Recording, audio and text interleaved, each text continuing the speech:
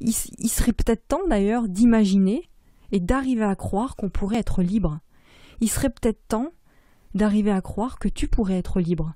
Donc la première façon de se défaire du conditionnement mental déjà qu'on a, c'est de prendre conscience qu'on en a un déjà, et puis c'est d'imaginer que notre système de pensée peut être un système erroné.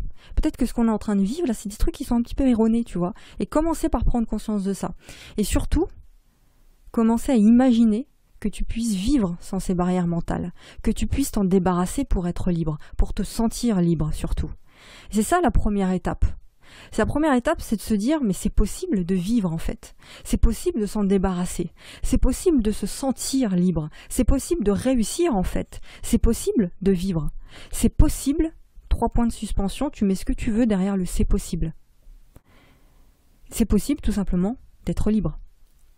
C'est ça, c'est imaginer tout simplement qu'on pourrait être libre. Donc l'idée, c'est que dans la vie en général, voilà, il faut arrêter de négocier les chaînes, il faut arrêter de négocier la longueur de nos chaînes. C'est ça le message que je veux te faire passer ici, c'est que ça veut dire quoi? Ça veut dire qu'au lieu de se plaindre de telle ou telle chose, au lieu de se plaindre que lui il fait pas telle ou telle chose, ou que le gouvernement n'est pas assez présent, ou ne fait pas ci ou ne fait pas ça pour nous, au lieu de se plaindre de ça, parce que ça veut dire quoi? C'est tout simplement négocier la longueur de nos chaînes. Faudrait peut-être imaginer juste qu'on n'a pas de chaîne. Faudrait peut-être imaginer qu'on est libre. Tu vois? Pense à la liberté, en fait. On n'a pas besoin d'eux pour vivre. On n'a pas besoin d'eux pour penser. On n'a pas besoin d'eux pour réfléchir, pour savoir comment vivre, pour savoir comment se nourrir, pour savoir comment, quel aliment est bon pour nous ou pas, est bon pour ton corps ou pas. On n'a pas besoin d'eux pour savoir comment éduquer nos enfants.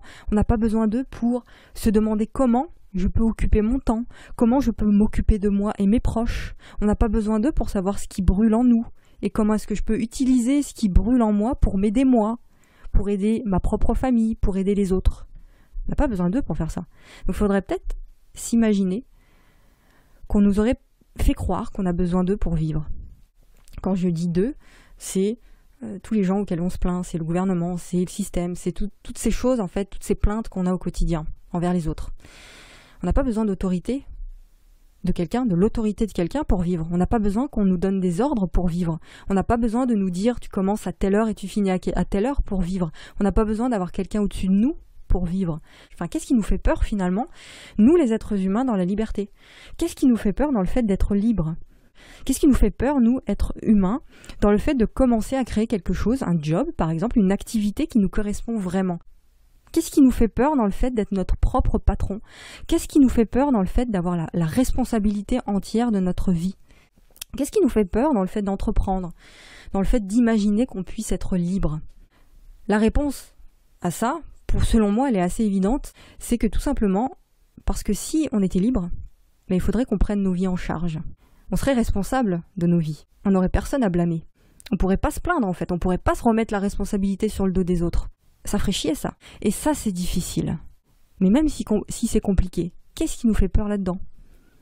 Qu'est-ce qui nous fait autant peur dans le fait d'être en charge de sa propre vie? En tout cas, si tu as envie de continuer la discussion avec moi quotidiennement, je t'encourage encore une fois à t'inscrire. C'est le premier lien dans la description.